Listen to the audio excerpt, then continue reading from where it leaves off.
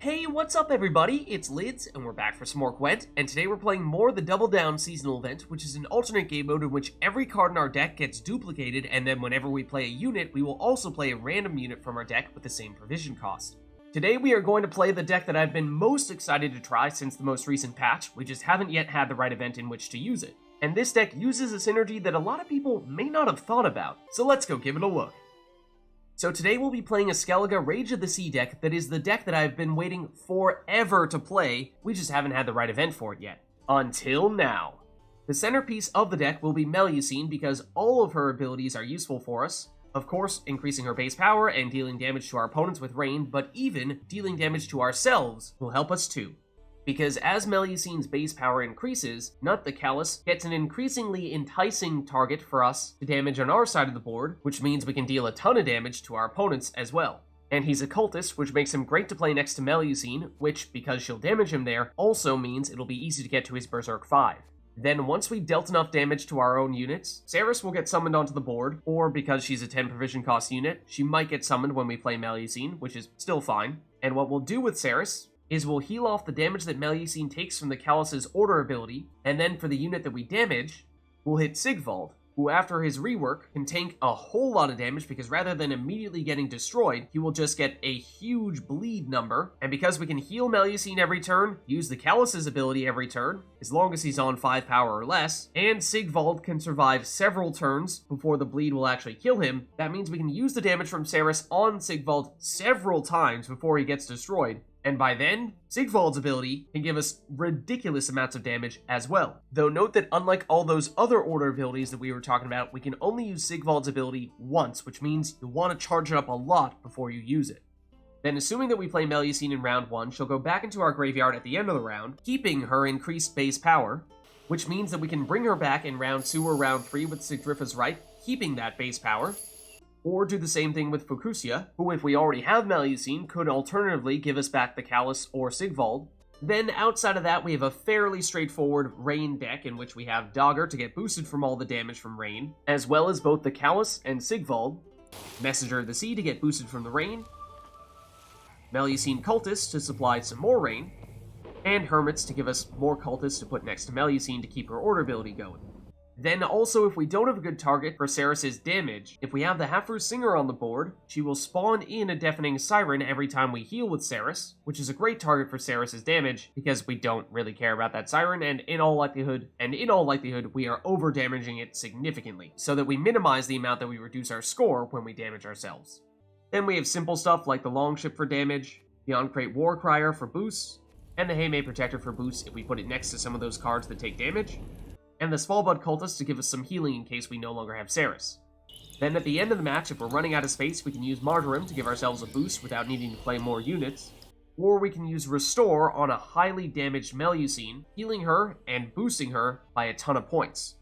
So there's a look at the deck, and like I said, the key is Melusine, because with the new patch, her base power increasing, rain damage, and even self-damage is more effective than ever before. So if we combine that with the Callous and Sigvald, we can wipe out our opponent's biggest card every turn. So let's go see it in action. Alright, so going up against Northern Realms here, and we'll go first. Okay, and we have almost all of the key cards that we want here.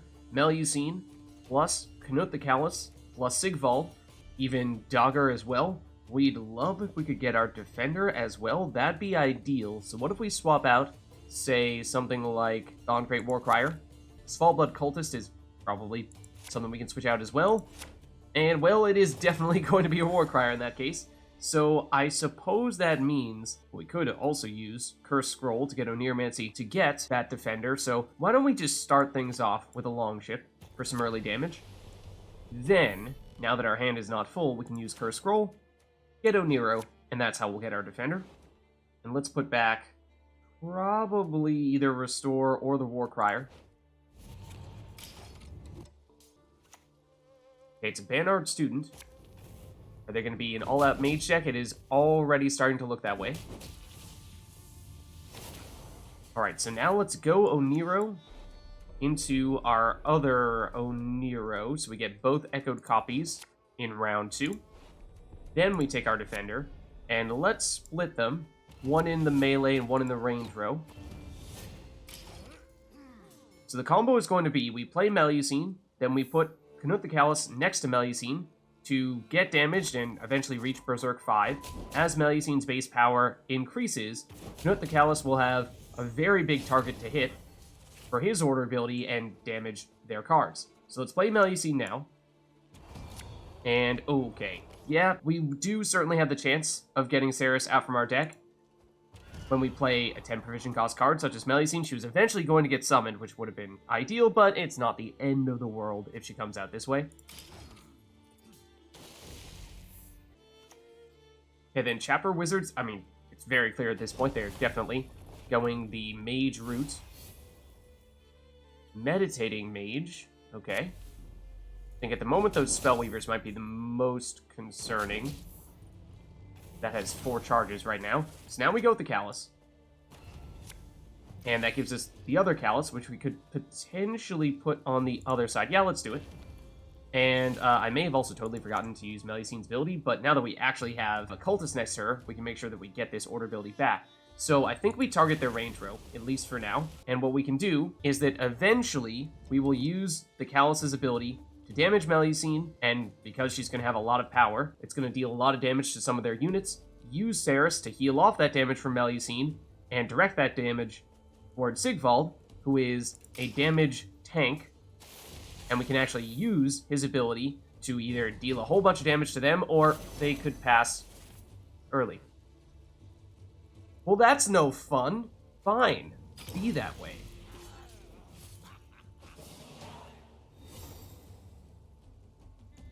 Okay, so they passed early. We obviously won round 1, but we did play one more card than them. We still, theoretically, have a couple of cards to burn here, so we could do something like play a Warcrier and other throwaway cards and just see what happens. Unlikely we try to bleed, but let's swap out Mardroome and see what we get.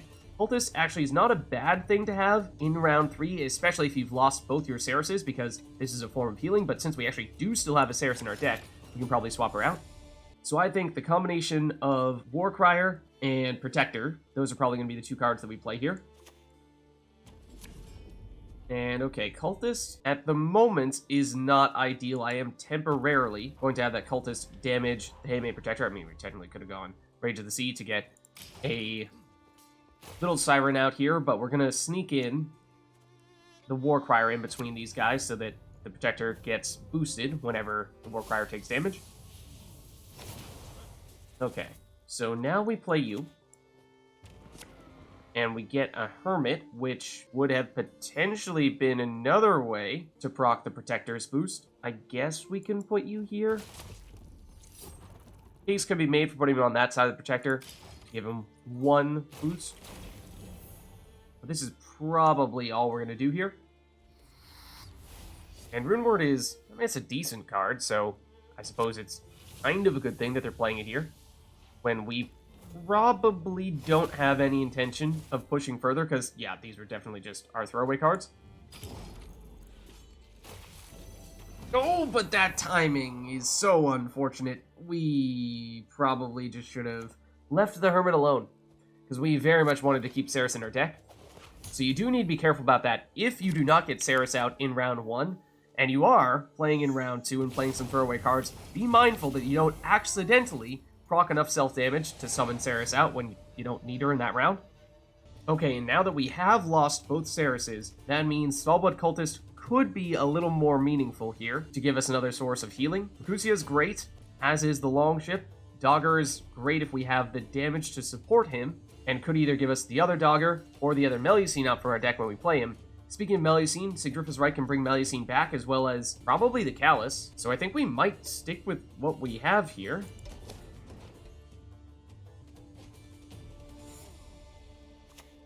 So we'll start with Donamir.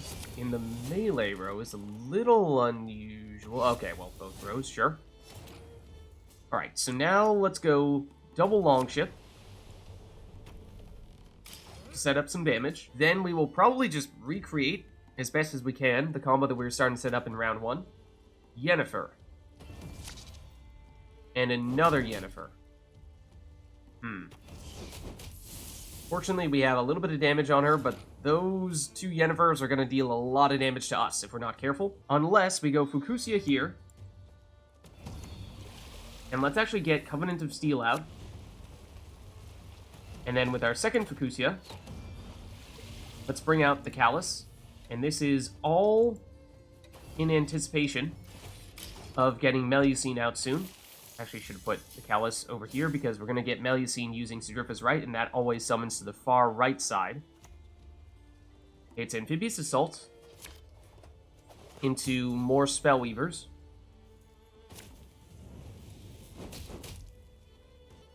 And they do not have anything to reset. Okay, they're giving Zeal to the Spellweaver, trying to take out the Longships, which they are a far way away from hitting with Yennefer. And we actually want them to damage the Callous, especially because, as I was just saying, given where we place this, it's not going to end up going next to Melusine. And so we actually could make the case for deliberately not playing Melusine yet, so that on their next turn, they use both Yennifers, damage this down to a 6, and then damage both Covenant of Steel and the Callous down to a 5 with the second Yennefer. And if we're going to wait a turn before doing that, then we might want to go Dagur now, and that will give us the other Dagur as well. And if we're going to play him, then we should probably throw out a leader ability charge here, just so we get a little bit of damage to boost them up. Okay, then practice makes perfect. They have played a lot of patience units here, so that is a pretty big boost. Oh, Edweni Revenant. That's a little unexpected. Given that Zeal, I mean, it can eat Yennefer, but I don't really think... Ah, well, it can eat now our Longship. That makes a lot more sense to do.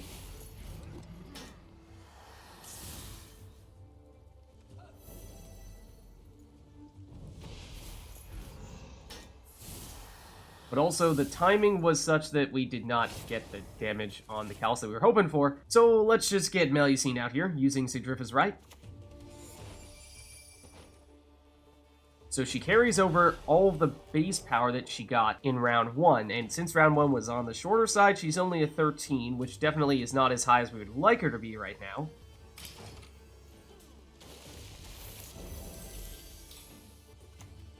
Okay, then it's Gerhardt, who could potentially get a very strong ability. That is not the time they want to have Yrden shown up, though. Of course, our melee row is quite solid for it, but it would have been much better if they had waited longer. Early Gerhardt. It might be searching for the damage to take out a Dagur here. They do have 2 charges on a Spellweaver, but that is insufficient because those Yennifers are just going to hit Melusine.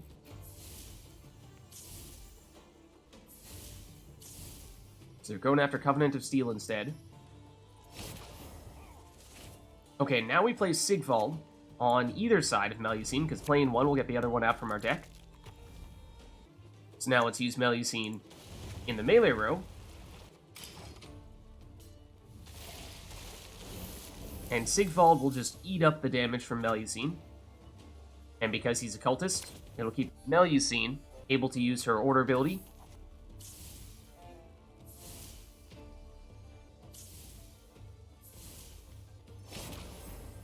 Okay, what I'm actually going to do here is I'm going to play the Cultist in between the Callous and Covenant of Steel. This way, Covenant of Steel will get healed, Callous will get damaged, because we do want to get the Callous down to 5 so that we can repeat this order ability, because we might want to wait a turn until we use another Sigrdrifa's Rite, and we'll use that to get back one of our Ceryses, but then we can use the Callous to damage Melusine. Melusine has a fair bit of power, of course, and use that to... First, we're going to have to get rid of Donimir, but heal off that damage with Cerys, and continue to whittle away at all of their big cards. So let's hold off for a turn, though.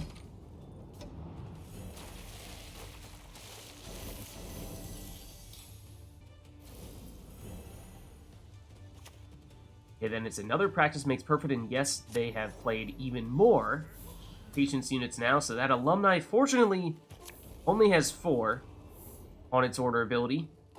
So, for all the patience units that they've played, they've not gotten up all that high with their orders. Those Spellweavers are starting to get pretty nasty, and this could be enough for them to break through Covenant of Steel. Looks like it will be. Okay, they're going after Melusine, so it is definitely going to be time to try to get Cerys back. Technically, they do have enough damage to destroy Melusine here if they're smart about the order in which they use their abilities. And that was not the way to do it. They had to go Yennefer first, and then use the Spellweavers, which they did not do. But now what we do, because it is perfect timing for this, is go Sigrdrifa's Rite into Cerys, and although Cerys usually summons herself into the range row, she is still usable in the melee row, so this is fine. What we do is, we heal Melusine, so all the damage that I just did to her, pretty much meaningless, and we direct that damage towards Sigvald, which gives him 18 bleed, which powers up his order ability. Then we can use the Callous to damage Melusine, and with 9 damage, get rid of this Donimir. And then we'll heal off that damage on our next turn with Cerys. We can use Melusine's ability again here. We need to be a little bit careful, because of course they do have some damage on the board, so they might still have enough damage to take out Melusine. But we're going to take our chances here a little bit. And go with that. And theoretically, as long as Melusine stays alive here, we can continue to do that same combo, build up the amount of power that Sigvald has, or at least the amount of damage that Sigvald has taken, so that this order ability becomes even stronger. Okay, it's another Yrden. Again, the timing is okay, but ideally they'd wait till the very end to do it. They're starting to run out of space. Okay, do they have enough to get rid of Melusine? It doesn't look like they do.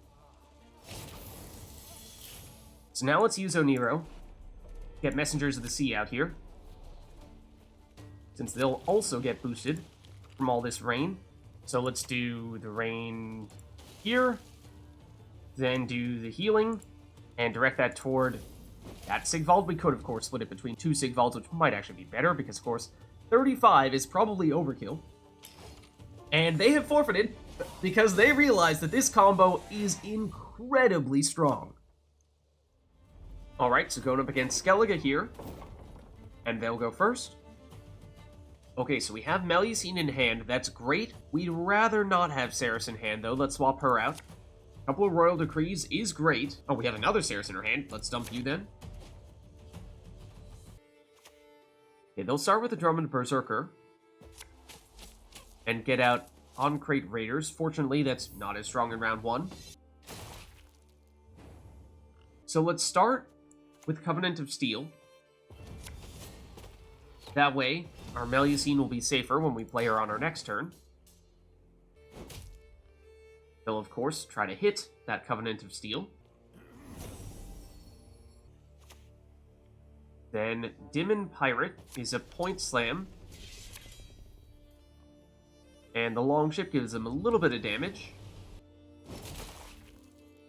But nothing to dissuade us from going with Melusine here. Sure, we'll go, actually, with you, because with the damage that you've taken, you'll actually start to gain some armor every turn. Then we don't love getting Cerys out from our deck, because she was eventually going to get summoned out anyway, but it's not the end of the world.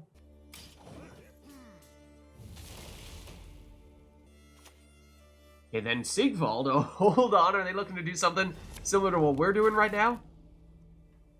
Okay, they do have a fair bit of damage, actually, with Donar.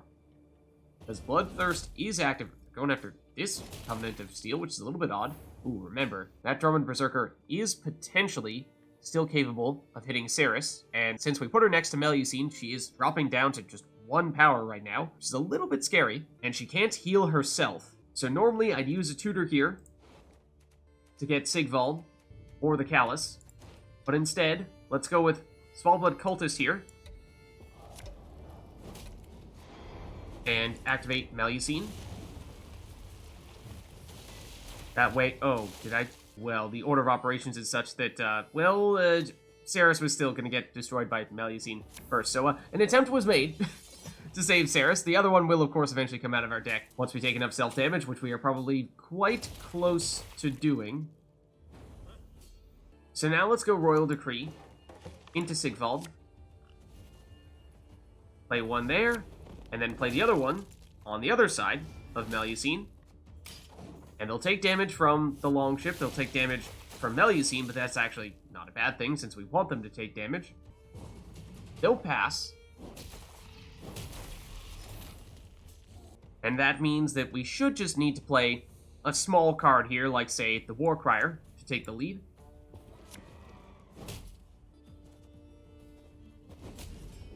And we won't use Melusine's Order ability because we might be able to avoid having Cerys come out of our deck here. We'll see. It's gonna be close. It hasn't happened yet, but I suspect it's probably about to happen now. No, we just barely missed it, so that's a good thing. We won round 1, and we still have Cerys in our deck. Okay, so we did play one more card than our opponent in round 1. However, we're still on 8 cards here, so we do theoretically have a throwaway. Let's swap out one of these on Craite Warcriers, although the other one may very well end up being our throwaway. 2 Longships is not a bad thing. And the Cultist can be decent for round 3 if we did not still have Cerys, but we do, so the Havfrue Singer is definitely better. And yes, let's use the Warcrier here as our throwaway. I mean, it's not really going to do much of anything when we don't have any other damage to set it up. But we're just trying to thin out some of our weaker cards. Okay, then it's Giant Boar, which is a good finisher, but this is not really a situation in which you play a finisher. So it's a little odd. The Greatsword does make a little more sense, but it does tempt me a little bit to try to keep on playing here, but let's not take the bait. Oh, and of course, the Hermit does, in fact, bring out Cerys. So much for saving her in our deck. It does force them to play more here, and they go with Skjall and Ulrich, who are at least decent cards for them, so I suppose that's something that we managed to lead those out in round 2. Alright, somebody order Longships? We do not have enough 5 provision cost cards to play 2 every time we play one of these 5 provision cost cards here, so let's definitely get rid of one of them. And we can probably do better than the Warcrier as well. Okay, so let's start with the On-Craite Raiders.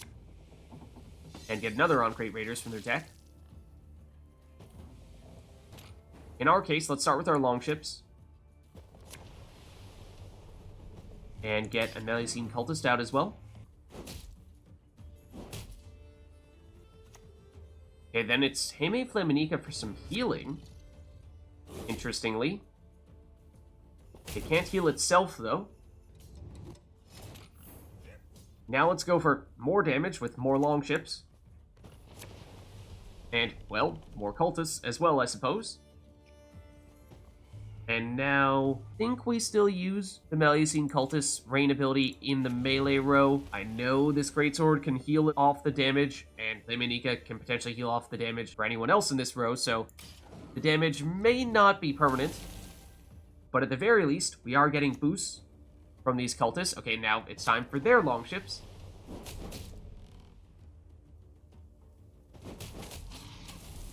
And that immediately triggers the Berserker to transform into the Bear Abomination. So no damage there, but we of course also have another Longship, which will give us the Havfrue Singer, which does have a unit to heal. So let's do that. And then we can either increase the duration of the rain here, or put rain on this row. I think it's still better to go rain melee row.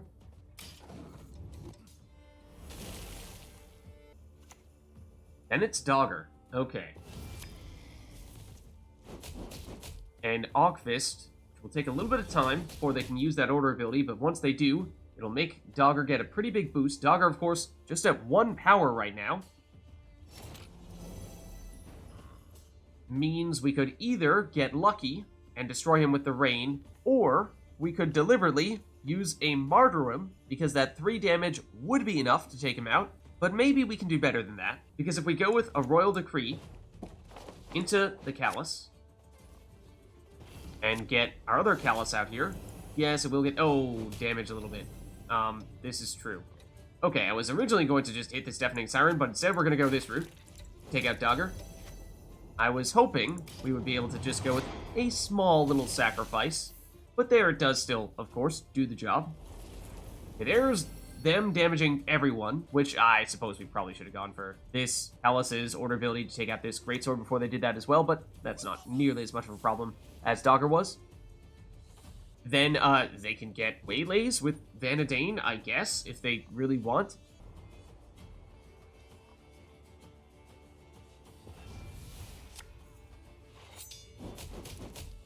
And that'll give them Svanriga, who, yes, does have enough damage units on the board for him to get boosted. Well, now let's use this Callous ability to destroy this Siren and destroy that Longship. Then if we use this Svalblod Cultist here and get a Warcrier, sure, this is going to both damage and heal, which means we will spawn in more Deafening Sirens. It's, well, the waylay that we perhaps expected them to have. We do have some weak units, so they do have targets for it, but it is still comparatively not a very huge play. And since we will spawn in Deafening Sirens every turn, we can use them as fodder for these Callous abilities. Though before we forget, let's use Sigrdrifa's Rite, because in case you forgot, we have a Melusine hanging out in our graveyard that we would probably like to summon here. But now let's use some abilities to get rid of this Deafening Siren, and we don't really have a great target to hit besides maybe the Flaminica, because it can't heal itself. And now there is a Cultist next to Melusine, which means she will be able to repeat her order ability.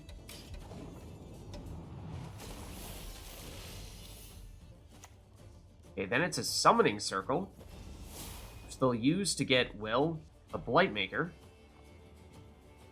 I'm somewhat skeptical that they have any mages. Gives them Udalric as well. And we do have enough damage units that he has Zeal, which they could potentially use to get rid of one of our Calluses. No, they go after their own unit, oddly enough. Maybe they needed the board space. I think that's why they're going after their own units here. Now let's use our other Sigrdrifa's Rite. Get out Cerys. And although she usually gets summoned to the range row, she notably does not need to be in the range row to use her ability. She's not actually row locked. And that means what we can do here is use this Callous ability to deal 10 damage to get rid of that Greatsword.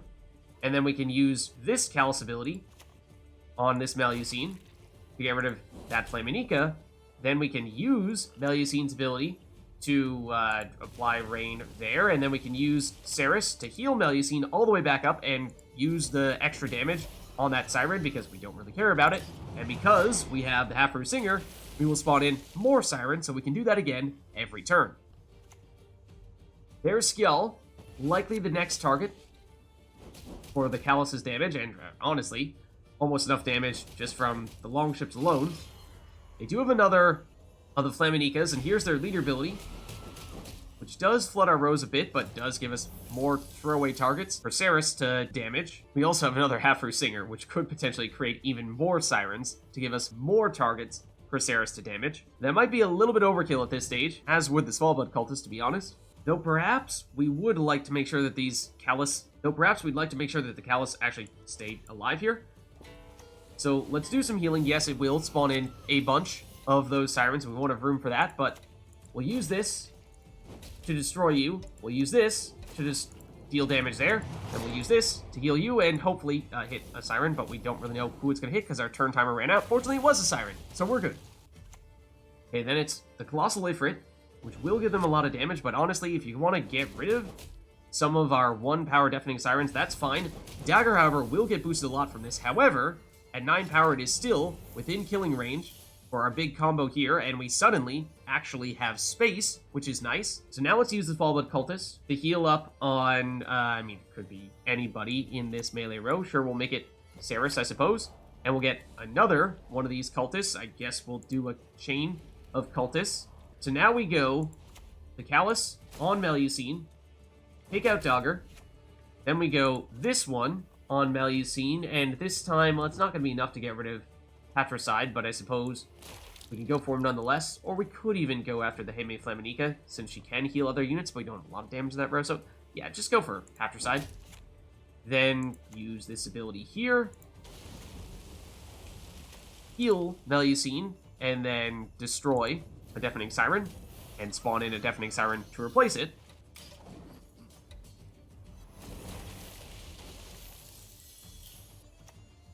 Okay, then it's Giant Boar. There are a lot of damage units, so that will get quite big. At 18, we may not be able to destroy it with Melusine, but with the additional assistance from those longships, it is kind of close. Not that it'll matter here, because we still have the lead. We could, of course, go with more Callous order abilities on Melusine. If we use both of them, it would be enough to destroy the Giant Boar, and then we could heal it off with Cerys, dish the extra damage to one of those Deafening Sirens, and finish with Mardroeme, but that's not necessary, so we'll just take the win.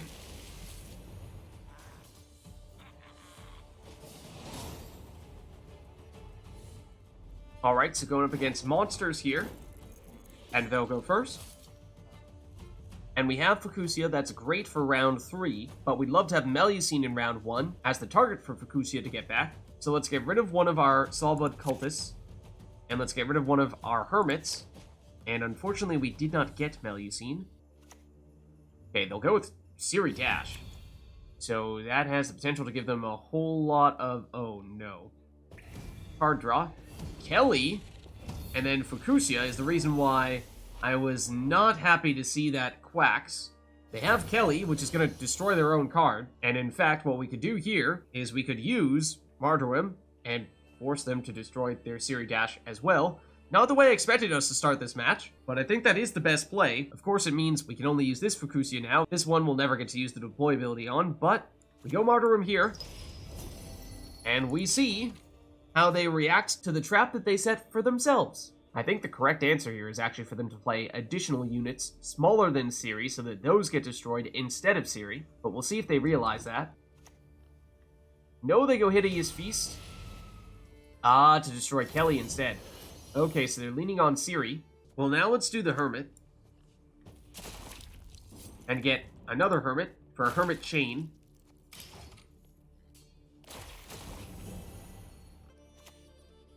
Now it's Nithrall. Into another Nithrall. Some more Keltullis-esque cards. And now what we do is we play the Handmaid Protector next to Fucusya, because that's going to take a lot of damage from the Hermit. And we could even play the Svalblod Cultist over here to keep this chain going indefinitely.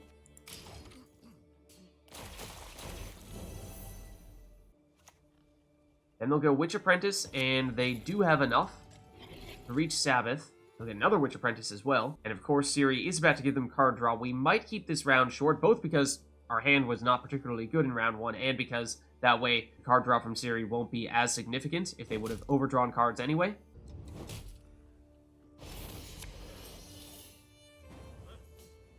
But I think we can play at least one more card here if we go with the Havfrue Singer and use that to heal one of our units. And then, sure, I guess we'll get the Longship out here as well. But now that means with you down, even after we pass, we're going to continue to deal all this damage to ourselves, heal all that damage back, and spawn in another Deafening Siren. Oh, except that is inopportune timing for Cerys, which I probably should have realized we were going to end up summoning pretty soon, given how much self-damage we were doing. Okay, then they go Mata to make this round last even longer. Into another Mata. Is this like Monster's Mill or something? What is this? Okay, and then Nithrall to get rid of Cerys, and as I was saying, we actually didn't really have much use for her. Though we could further extend our Hermit chain if we would like. How many Hermits are too many Hermits, you ask? There's never enough. And fortunately, now that we have the Longship down here, which dealt some damage to these Matas, the Warcrier will get boosted every turn. So we actually have a decent amount of points that we will generate every turn here, even if we pass. And we have not played a single gold unit. Remember, they quaxed out this Fucusya, and then this Cerys got summoned out from our deck. Okay, I assume they still, yes, do have dominance, though. They will get some boost there. And they're going to purify our Deafening Siren. Okay, if you insist.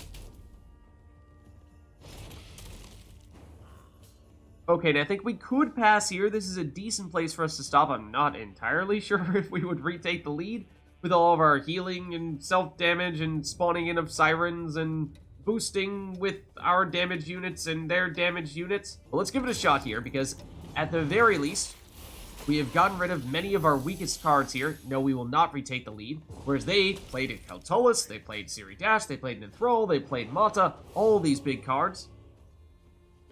Okay, so thankfully, we draw into Melusine here. That's huge, especially because although round 1 went reasonably long, there was enough card draw that we're back up to 10 cards. So this round 2 could be a very long round 2. Let's get rid of some of these Svalblod Cultists, though. We might still want to hold on to 1 or 2 to help heal up Melusine because we no longer have Cerys Fearless. So maybe we dump this one as well. Except we did not want... Didn't we already have the Callous? We did in hand. He's our only 8 provision cost card. So getting the second one in our hand was useless because we're going to get it anyway. Okay, well this is interesting. Not totally unexpected, but interesting nonetheless. And one of the reasons why I chose to hold on to Mardroeme here, because we can continue with just 3 units, and the Hermits at 7 power apiece are actually not the worst cards to get back out there. They summoned more points on our side than their side until they used that leader ability charge. So let's use Mardroeme here. That way we are still at 3 units, so we're not going to lose anything to Keltullis, and if they play any units, then they're going to lose those. Of course, the other thing is that if they want to deal damage with those Nithrals, then that is easier said than done, because these Hermits will heal it off. We actually had dominance, at least for the first hit. Okay, so now things get trickier, because we do need to play a unit here, but I think that's actually okay. If we go with Melusine, she would have, at the very least, made those Hermits the smallest units, but now that Dagur is the 10 provision cost card we get from our deck, we'll play him, but he would be the card that gets destroyed by Keltullis, unless we use a leader ability charge here to spawn in a 2-power Deafening Siren, which not only means that that would be the card that gets destroyed, it also will give some damage to boost Dagur, making him a little less vulnerable to Keltullis. Ooh, Red Haze I do not particularly like, though. Oh, they go after Melusine, interestingly enough. And wow, that was very well done there. Very precise with the damage, making it so that we lost Melusine, we lost Dagur.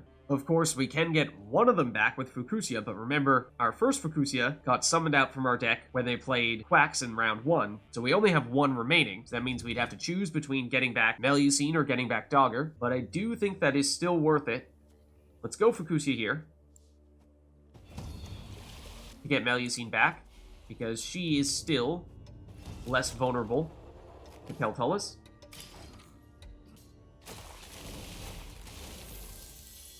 And it means that once again, we would have something other than our most important card get destroyed by Keltullis, unless they have a more creative solution yet again here.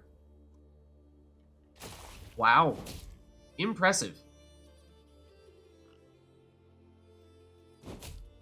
But bold there.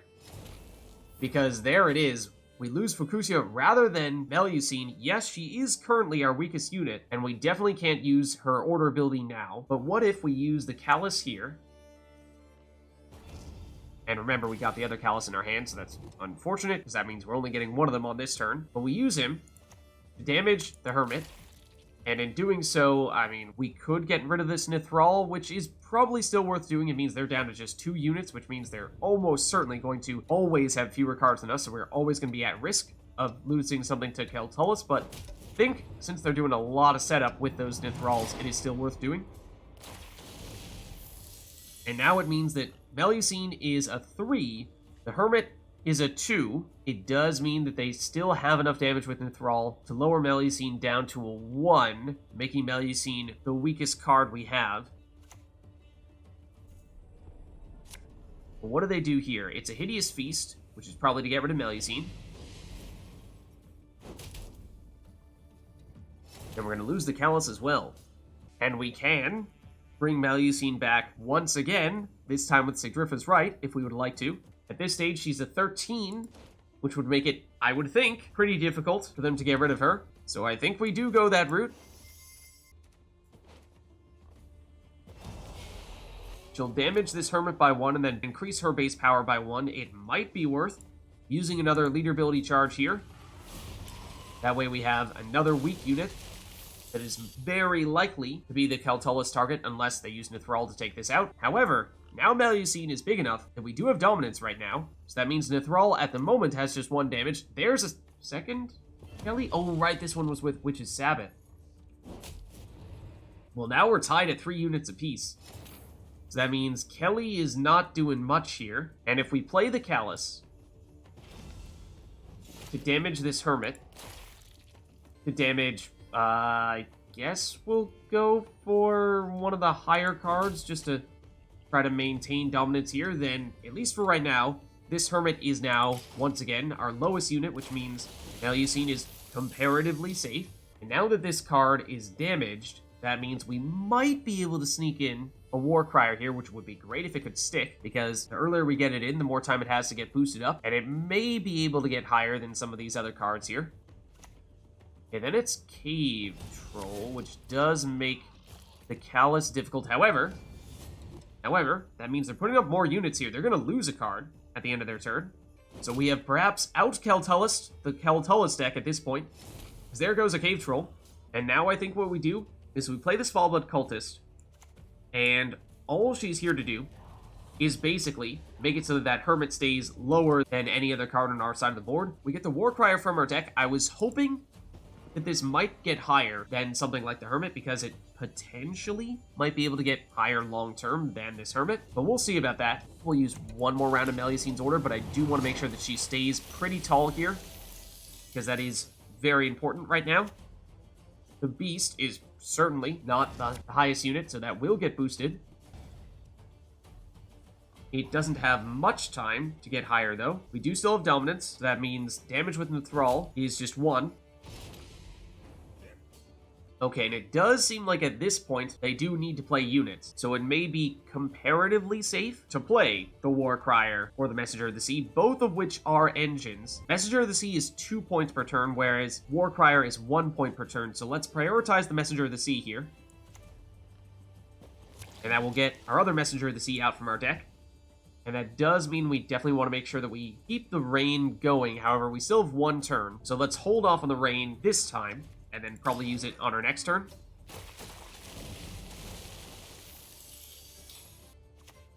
Okay, then it's another Quacks. I don't know what they're going to get out at this point. Is it a Dagger? It is.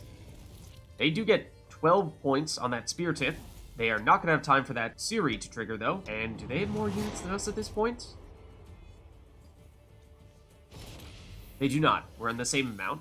So, of course, it was actually helpful that they gave us Dagur down here, because he is an engine. And speaking of engines, let's use the Warcrier now, because that will also generate a few points per turn. And the little Havfrue probably does not have enough time to be of any significance here. Let's definitely use Melusine, though, because we were out of rain.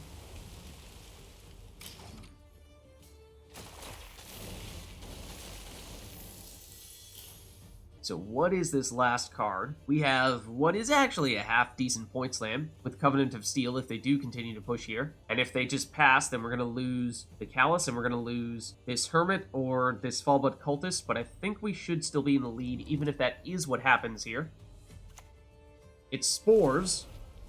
Oh, which does not actually do all that much to us, because most of our power is coming from base power on Melusine. Yes, we do lose a couple of units, though, so we will need to play here. Fortunately, they won't have time to trigger these Keltullises anymore, so we should still be fine here. With Covenant of Steel. Should be more than enough. So that means we'll win round 2. Okay, so now what do we have left in this short round 3? We have a Royal Decree, that's great. Not sure Warcrier is going to have much time to get boosted, so maybe not the best option. Longship, also best in the long round, but might be our best first turn play. Let's dump the Warcrier. And Oneiro is awesome, so I think we stick with this. And let's go Longship first. That'll give us a Melusine Cultist. And I'm assuming that most of their deck was built around that Keltullis combo. So after having survived that round 2 bleed attempt, I'm curious to see what they have left. Oneiro.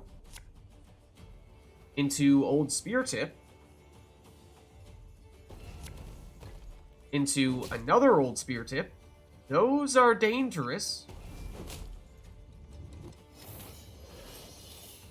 Although, they did actually lose one of their Old Spear Tips in the previous round, when they summoned it out with Quacks.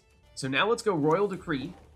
And Melusine is very tempting. She's 7 points, but we only have one 10 provision cost card remaining, so we get her and only her. Whereas Sigvald, we still have 2 of him remaining. So he's worth 14 points right now, which I think might be the direction we need to go in. Then let's make sure we use this ability here to apply some rain. Okay, then it's a Wild Hunt Hound, and they do not have dominance right now. Especially not after this damage here.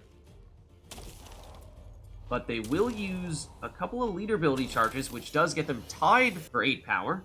And I think what we do here, I guess this would have been best to use on our previous turn, but we go Oneiro. And as I said, with only one 10 provision card, Melusine just isn't all that helpful to us. However, we can use Sigrdrifa's Rite to play this Melusine from our graveyard, which has all the base power that we gained from the previous round. So even with this Old Spear Tip that they summon, they'll get a couple of Witches' Apprentices out here. They may have Sabbath, but it is still not enough, so we will take the win. So there's a look at a Skellige deck for the new Double Down seasonal event. If you liked the video, then make sure to hit the like and subscribe button and leave a comment down below. Let me know which other cards, archetypes, and factions you'd like us to experiment with next. Thank you all for watching, and I'll catch you next time.